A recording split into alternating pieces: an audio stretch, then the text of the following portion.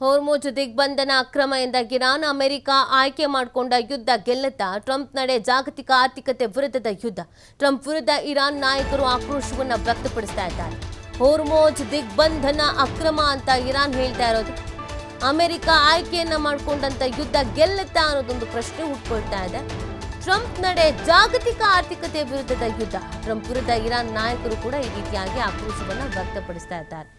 ಒಂದು ಕಡೆಯಲ್ಲಿ ಇರಾನ್ನ ವಿರುದ್ಧ ಅಮೆರಿಕ ಆಕ್ರೋಶವನ್ನು ವ್ಯಕ್ತಪಡಿಸ್ತಾ ಇದ್ರೆ, ಮತ್ತೊಂದು ಕಡೆಯಲ್ಲಿ ಅಮೆರಿಕದ ವಿರುದ್ಧ ಇರಾನ್ ಆಕ್ರೋಶಭರಿತ ಮಾತುಗಳನ್ನು ಆಡ್ತಾ ಇರುವಂಥದ್ದು. ಟ್ರಂಪ್ನ ನಡೆ ಒಪ್ಪೋದಕ್ಕೆ ಸಾಧ್ಯವೇ ಇಲ್ಲ ಅನ್ನೋದನ್ನ ಇರಾನ್ ಅವರು ಹೇಳ್ತಾ ಇದ್ದಾರೆ.